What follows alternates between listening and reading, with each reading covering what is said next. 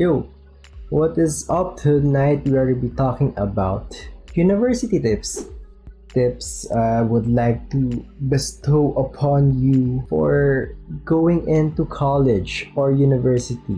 Just a disclaimer, if you don't know who I am, I graduated from Ateneo. The things I will say I'm not sure if they are actually gonna apply to other colleges. That's why I said university. Because I think it might also be very similar to LaSalle, maybe UST and UP. I'm not sure if it will apply to other colleges. Also, I did not do online classes. I graduated 2018, so I've never really done online classes. But I will try my best to give tips that will be applicable for online classes, not just for offline. So we're gonna start with what's happening this week and what started last week, which is enlistment, the thing everyone hates the most. Thankfully, if you are a freshie, you don't really have to enlist in any of your classes. The only classes you have to enlist for is PE. That's the only thing. But I don't know how PE is gonna be anymore, because it's online. But I think there's still gonna be online PE. Once you're in sophomore or the later years, you're gonna have to learn this. Learn to plan your classes for enlistment. You're already gonna know beforehand, before the actual enlistment period, what the classes are, what the schedules, and who the profs will be. So before the day of enlistment, when you are scheduled, make sure to plan what classes you want to take, so that when you're enlisting, you don't have to go through it one by one and then check if it will fit your schedule, or check if this is the prof you're actually gonna want to take. So by the time of enlistment, it's all just gonna be not a hassle because you've planned beforehand. And this also means you have to make backups, because if there are classes, especially if you're not batch one of the enlistment, you're gonna have a harder time finding your preferred classes, because usually the ones you like are the ones everyone likes, because either they're easy classes or they have really good profs or really good schedules. And also do make backups for your backups, because you're never gonna know how bad your internet is gonna be. So it might take you longer to enlist, and then people will take your slots, or you don't know how fast people can actually take up all the slots that you wanted. So make backups and backups for your backups, because you should always assume, especially for enlistment, you should always assume the worst, because enlistment is hell. No one actually enjoys enlistment. And then for the classes that you take, people have said that English has changed, because before you would have English 10 and English 11. But yeah, with the adjustment in the English courses, there's no more basic English, it's regular English.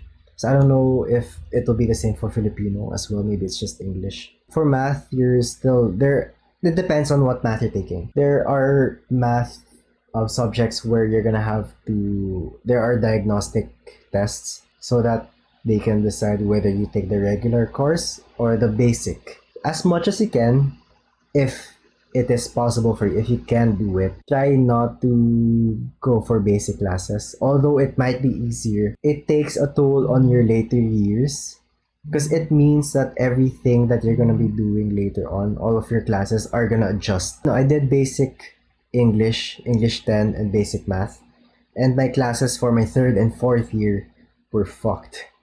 It was so hectic for me, because all of my classes, they were adjusted, they were moved. It was so bad for me. I had to take my final English class, which is English 12, in my fourth year, but you usually finish it in your second year. If you can, as much as you can, try to take the regular classes. But also don't force yourself. If you feel like you're risking your grades, if you think there's a possibility that you might fail your class, go ahead, take the basic classes. Yeah, other than these classes, it's very important that you do your research about your profs, because there are going to be profs who are easy profs and profs who are challenging profs. There are easy profs that give you easy A's. There are terror profs that even though you try as hard as you can, it's gonna be so hard for you to just pass. But don't just take easy profs because you just want the easy A, especially if you're not actually gonna learn from them. There are easy profs that aren't just easy because they're very lenient in grading, but they're easy profs because they're really good profs as well. Because you learn a lot from them because they are very experienced in teaching. If you are gonna take easy A profs because you don't care if you're gonna learn, at least take the profs for the subjects that aren't important to you or your course, because it just defeats the purpose of actually taking your classes for college. And I did say there are challenging profs because there are terror profs. Profs who are they just love making their students suffer. It's hard for you to pass. But there are terror profs who are legendary profs. You just have to find them. You'll know it because people are only talking about them. It could be worth it for you.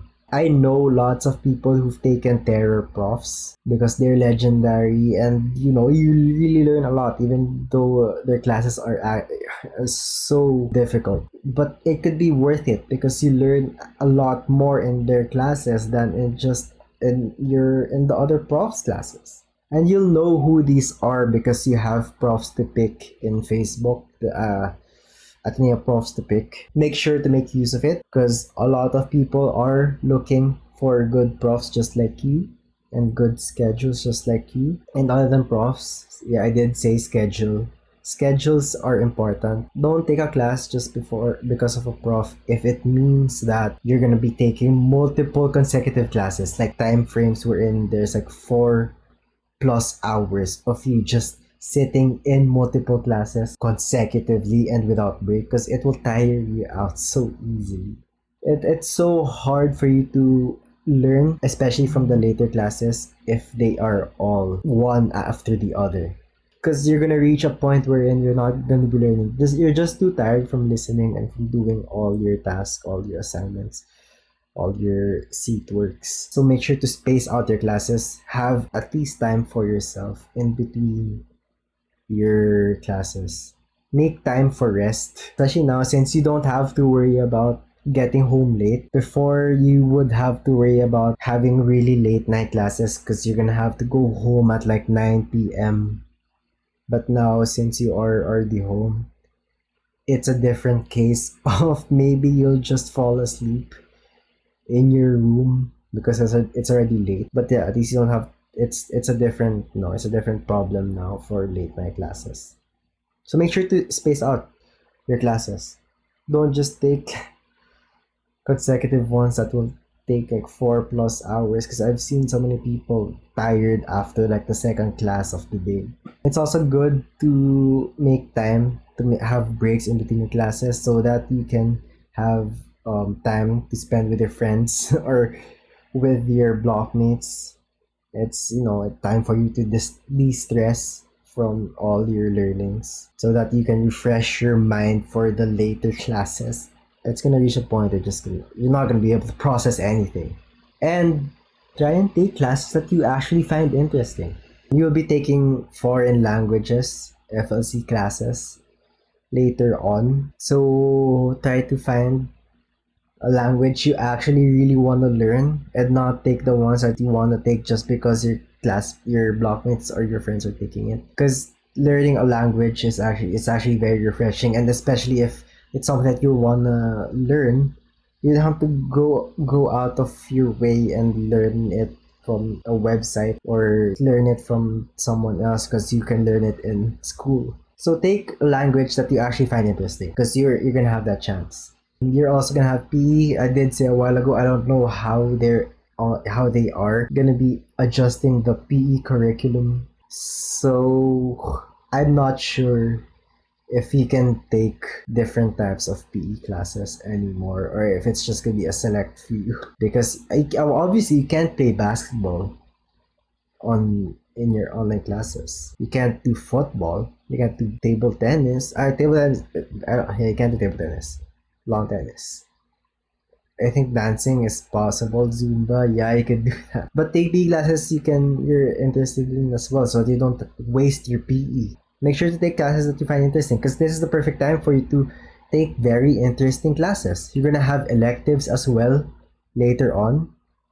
So find the classes that you find interesting because it's already there. You're already given a chance to learn something new.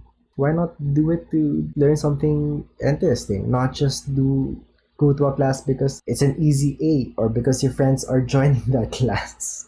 Speaking of blockmates, you're gonna be meeting your blockmates. I'm guessing not for the first time because of Orsem, but you're gonna be having people that you will be classmates with for most of your college life. It's gonna depend on the other courses, but in some courses, most of the time you'll be seeing the same people over and over again up until fourth year because you're gonna have similar classes because you're in the same course. You'll be with them for 4 years, so make sure to try and find your friends in the block. Don't be afraid to make new friends in your block because you'll be there for a really long time. You'll be able to build strong relationships in your block. It's very good to have someone you can count on or people you can count on, especially in college. Because in college, a lot of people are having a hard time because there are people having a hard time because of pandemic, but a lot of people are adjusting to college. It's different from high school, especially now because of the online classes. But having people you can depend on, it's very important for college because it's going to be much harder later on when you take much more difficult classes. I like what Angel said, making a Discord server. That is actually something I would want to give as an advice as well. Have a way for you to be able to communicate to your blockmates easily. If it's not a Discord server, maybe do a group chat. So I just, be able to talk with your blockmates somehow. You won't be able to hang out with them. Yeah, that's very sad. But you can still do that virtually or online. It depends on the kinds of blockmates you have. Generally, most blocks they love doing stuff together, especially when you're very new, because it's a perfect time to get to know each other. You're all new to the block. You're all new to college, to your Loyola schools. You won't be able to hang out by drinking out or going to movies or doing anything.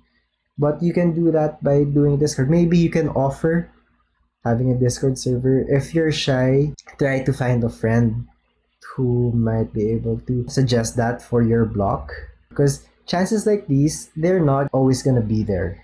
In your first and second year, they're going to be the most lenient schedules you're going to have.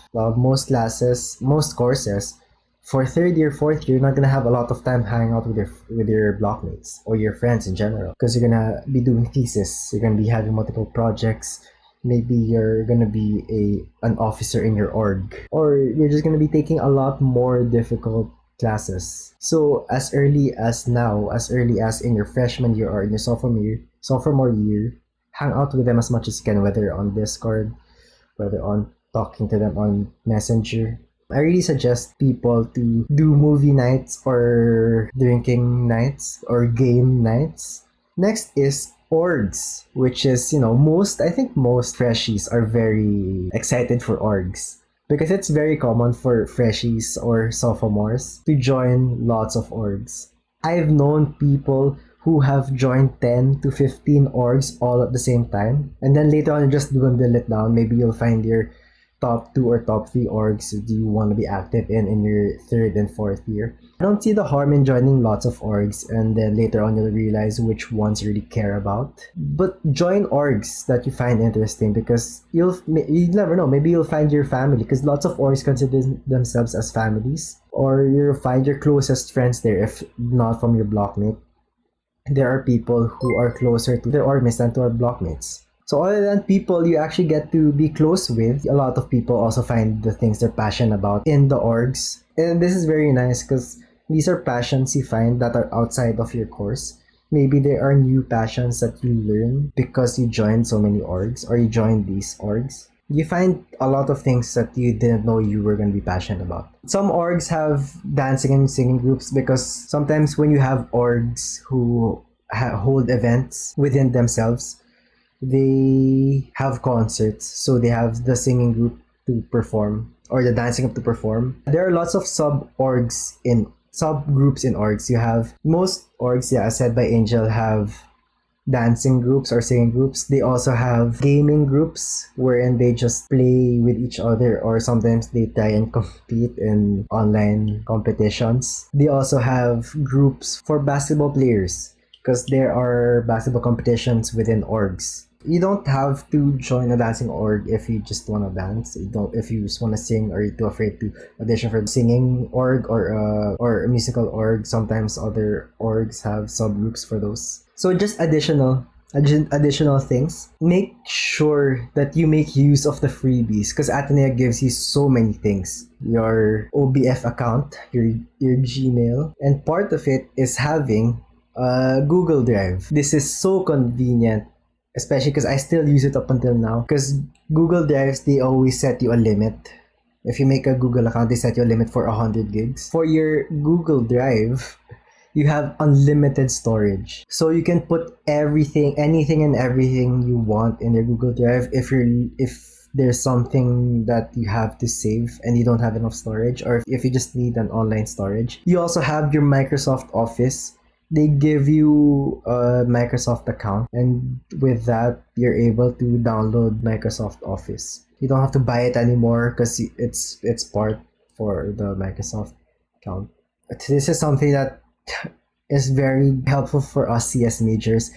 GitHub is something that we use a lot, so you get private repositories there.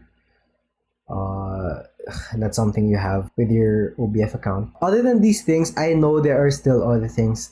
I think there are still other things that they give for free. I think there's like a graphic for it for every single freebie that you get from Ateneo. Next is, if you feel uneasy with your course and you think that you might fit in other courses, not other courses, in another course, don't be afraid to shift, because I know lots of people shift to a different course. I have lots of blockmates who shifted from CS to a different course. I know other friends who shifted from their first course to a different course, and it helped them so much because they actually cared about the course they shifted into. Don't be afraid to shift, but make sure to think about it very carefully, because you can't just shift and shift and shift. And then lastly, there are lots of very helpful links online. YouTube videos especially actually survive my math classes and my CS classes because of YouTube videos. But there are so many videos that would help you in your lessons. So if you're afraid to ask help from your blockmates, your friends, or your profs, you can learn from a lot of YouTube videos. YouTube is actually your friend. Is self-studying via YouTube required, or can I get by with just my prof's teachings? It depends on your prof. Some profs are really good at helping because they actually teach you a lot. But there are profs that leave so many things unanswered in such cases where you'll have to self-study. Because of online, there are going to be classes wherein they just give you materials you have to study on your own. So sadly, that is something you're going to have to adjust to. And with that, chat, see you next time. So I am adding this in post because I realized I didn't end the video in the stream. But those are all of my tips for all of you who are an incoming freshman in Ateneo College. I hope you learned some things from the video, and if you enjoyed the content, make sure to leave a like, comment down below if you have any more questions. Maybe consider subscribing for more content. If you did notice that there are lots of skips during the video editing, it's because we did talk about so many things during this stream. So you can check out the VOD in twitch.tv/PHFaust if you just want to see the whole thing unedited. It is around 2 hours worth of me just talking to chat and interacting with chat, talking about college and Ateneo. If you are interested in seeing more of this kind of streams, maybe go ahead and try and follow me on Twitch. And that is all. Thanks and goodbye.